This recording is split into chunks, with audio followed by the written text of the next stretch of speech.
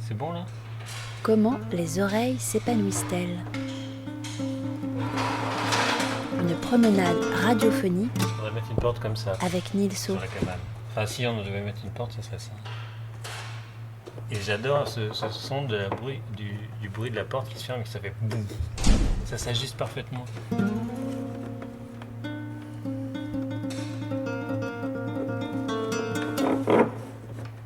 Chapitre 1. La cabane. Ah oui, d'accord, il manque un truc. C'est comme une maison, hein, tu es dedans, même phoniquement, ça change. Hein.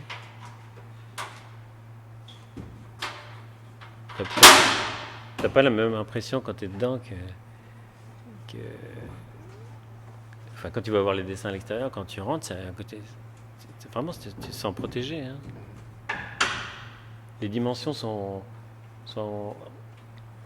vraiment de la taille suffisante pour que tu aies l'impression d'être dans une pièce. Hein. Je pense qu'il ne peut pas y avoir plus de 3-4 personnes. C'est une cabane fantasmée ou c'est une cabane vécue? Je veux dire, elle est basée sur des souvenirs précis d'enfance ou autre? Là, c'est Brigitte qui l'a conçue. Elle l'a fait avec... elle a fait une synthèse des Jérôme et des images qu'il y avait dans Jérôme. Et elle avait remarqué que la librairie, notamment, qu'il y a dans Jérôme, elle était souvent différente. Les portes étaient faites différemment, etc. Donc elle a fait une espèce de synthèse. Et c'est pour ça qu'il y a des mouchards habillés, parce que dans la cabane de Jérôme, il y a un côté orientaliste. Et puis la forme de la porte, ça vient de Tintin et l'or noir. Avec cette forme particulière que j'aimais beaucoup sur la couverture du Tintin. Et sinon, l'univers, c'était une impression mentale qui était venue de 2 expos photos qui avaient lieu à Rennes en 2000 et que j'avais gardé les tracts devant moi et je cherchais des idées pour faire chez Jérôme Comics et sans le vouloir, les tracts sont ressortis en fait dans Jérôme et il y avait une photo, c'était un jeune homme devant le temple d'Héra en Inde, je ne sais plus dans quelle ville. Et puis l'autre, c'était une roulotte avec une bourrique devant. Donc, j'avais l'impression d'être génial et que ça sortait de nulle part après une sieste. Et puis en fait, au bout d'une heure, je dessinais ça, je disais non, c'est toujours pareil. Tu ressors juste le truc qui est en face de toi. Donc c'est tous ces trucs-là qui ont fait que... Brigitte, elle a fait des études...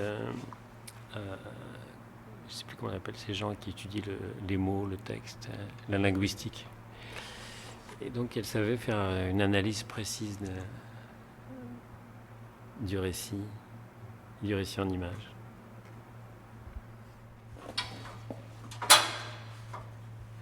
À Keraran, dans le Finistère Nord, juste à côté de chez mes grands-parents, il y avait les restes d'une maison de pêcheurs brûlée. Il restait 4 murs et une porte, pas de toit. Et tous les ans, absolument tous les ans, l'idée c'était qu'avec les voisins, on faisait une toiture en fougère. Et cette cabane a rebrûlé parce que certains plus âgés en ont fait un lieu de fête. Et ils ont fait un foyer au milieu de la pièce qui était assez petite. Et le toit de fougère a brûlé et est tombé dedans. Donc les pierres ont rebrûlé nos toits. Quand je pense aux cabanes, c'est souvent ce lieu-là. Parce que à chaque été, quand on arrivait, c'était envahi par les fougères. Donc il fallait tout couper, il fallait arracher toutes les racines de fougères et puis tout planifier, tout mettre à nu. Et on le faisait vraiment nickel. Et l'année d'après, elle était complètement recouverte à nouveau de végétation. Ah oui, elle est gonflée. Hein. C'est comme une vieille maison avec les murs gonflés. Ah bah le voile, ça fait combien de temps? Ouais, ça joue. Là, c'est pas mal hein, à droite maintenant. Ici. Et t'es sûr que c'est dans ce sens-là, le carré? Hein? Ouais. Le carré est bien comme ça? Non, c'est juste... C'est Ouais. pas dans le... Non. Ah, c'est fou hein, comme ça joue. C'est du délire total.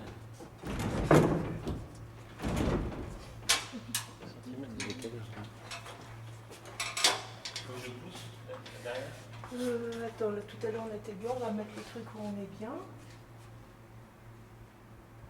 On va mettre sur les côtés, on va faire déjà le premier, tu vois, sur les côtés. On n'a pas mis. C'est le résultat d'images mentales. C'est tout le travail de croquis, en fait, sédimente et les dessins que j'ai déjà faits sont beaucoup plus dessinés au trait. Et il y a quelque chose qui me dérange dedans. Il y a une rectitude, un côté géométrique, un côté un peu architecturé qui ressemble trop à la nature, dans le sens où ça ressemble trop à la nature vue d'un certain point de vue, comme on peut le voir en photo, et ça me gêne, où il y a des anamorphoses, des déformations qui viennent de l'œil ou de l'appareil photo et du lieu duquel on l'a pris, alors que quand on fait une image mentale, il y a une espèce d'harmonie, parce qu'en fait on part d'un point et en fait on est dans des fausses perspectives, dans des inversions de proportions, selon le balayage de l'œil qui se fait de droite à gauche. On peut voir quelque chose d'harmonieux. De gauche à droite, on va le voir peut-être moins harmonieux. Mais à certains moments, les hachures vont donner l'impression de profondeur, de hauteur, une espèce d'hallucination visuelle. Et c'est beaucoup plus intéressant. Tu continues d'en dessiner des cabanes ou Oui. c'était une série? Oui, je continue. Ouais. Non, mais la série est terminée, mais ça m'arrive encore d'en faire. Enfin, la série est terminée. À un moment donné, j'en faisais vraiment tous les jours. Et là, j'ai vraiment autre chose à faire. Mais j'essaie d'en faire des grands formats pour éventuellement, disons, remplacer celles qui vont être vendues régulièrement. Parce que je vais commencer à exposer en galerie, notamment à Lyon, au Bal des Ardents, et puis peut-être une autre galerie à Paris. Et du coup, il faut que je pense quand même à honorer les contrats moraux que j'ai avec ces gens avec qui j'ai discuté et qui veulent voir des grands formats. Donc, il faut que je renouvelle. Puis ça m'amuse, j'aime beaucoup. Dans des périodes de stress, se lancer sur un grand format, c'est une très bonne chose. Ouais, j'adore. Ça veut dire que tu en fais beaucoup en ce moment? Non. Pour moi, je suis un anxieux, mais bizarrement, je ne suis pas stressé par la vie tant que ça. Je n'ai pas l'angoisse du lendemain. Mais certaines fois, je sens une fragilité et je me connais, donc je me lance dans un grand format et j'arrête tout. Je fais que ça. 3-4 jours, 3-4 nuits d'affilée. Et puis voilà, c'est reparti. Là, je viens de faire une série, j'ai fait 2 grands dessins format raisin, abstraits. 3 tâches, 2 tâches. Il me reste un autre dessin à faire avec une seule tâche. Et ça me fait un triptyque à présenter. Celui d'avant, c'était des tâches qui se continuaient d'un dessin à l'autre. Et celui d'avant, c'était les mêmes tâches, mais que j'avais complétées avec des arbres, forêts, sans cabane pour le coup.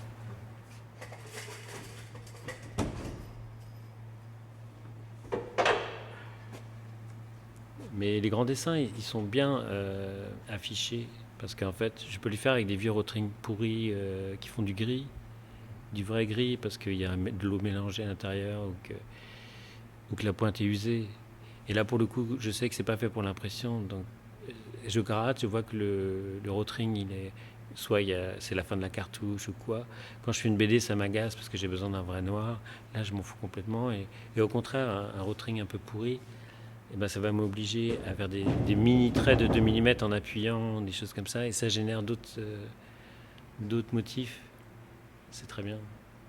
Et du coup, ça se voit en vrai. Donc quand les gens achètent le dessin en vrai, ils ont le gris optique formé des petits traits noirs, mais ils ont aussi des vrais gris. Et ça, c'est pas mal.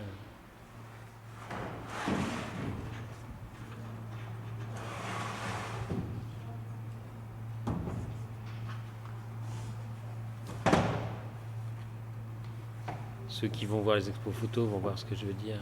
C'est-à-dire que plus on va avoir d'expos, et si on a un petit peu le sens de la répartition des ombres, sur les photos faites en studio par exemple, ou les photos faites par les grands ingénieurs de la lumière comme Henri Alcan, etc., qui est mon maître, c'est celui que je copie le plus. Ils vont comprendre ça, c'est-à-dire qu'en obligeant les gens à être à moins d'1 mètre des petits dessins et en les laissant prendre 5 mètres de distance. Parce que quand ils vont arriver à la mairie du 10e, ils vont avoir 5, 6, 7, peut-être même 10 mètres de distance avec les dessins. Inévitablement, quand ils vont les voir, ils vont avoir une première impression. Et c'est ça que je veux, quoi. Là, on l'a construite comme ça. On s'est mis donc au 2e étage des ateliers du vent dans la partie expo. Et on a mis la porte sur le côté, comme ça sera à la mairie. Et le côté qui va être vu à la mairie de très loin, en profondeur, en face de l'ascenseur.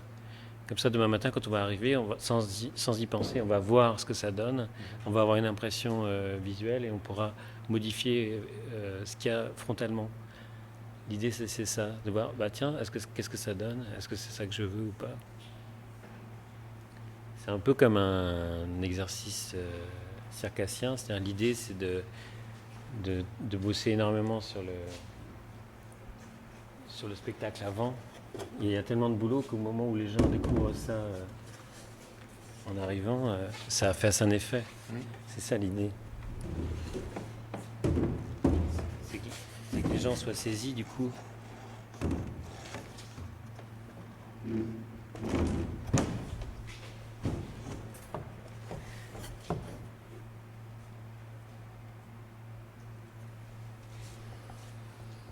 Tu vois ce que je veux dire avec le cirque ou le tour de magie. Tu bosses 10 ans pour un tour de magie. Les types, ils bossent depuis l'âge de 4-5 ans à manipuler des cartes. Ils manipulent à la folie. Donc. Et ça participe aussi du fait que les gens qui viennent au spectacle, ils veulent y croire. Tu vois, ils n'aiment pas les gens qui s'interrompent en disant « Oh non, je suis désolé, c'était pas bien, c'est pas ce que je voulais, je recommence. » Ils détestent ça. Ce qu'ils veulent, c'est qu'il y ait une continuité. Ou un concertiste, t'attends pas la fausse note. Et quand il y a une fausse note, tu vas pas dire « Ah, je m'en vais, il y a une fausse note. » Non, tu te persuades que c'est parfait. Tu veux être là au concert parfait. Ouais. L'idée, c'est ça. C'est pour ça qu'on est un peu maniaque, qu'on la remonte ici. Après, elle est usée et c'est très bien aussi.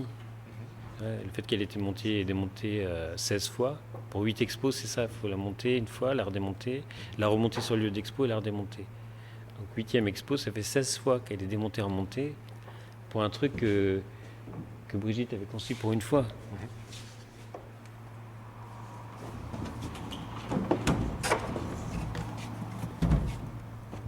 Je tiens. Comment les oreilles s'épanouissent-elles? Une promenade radiophonique avec Nilso. Proposée par Henri Landré. Une production du festival Formula Bula.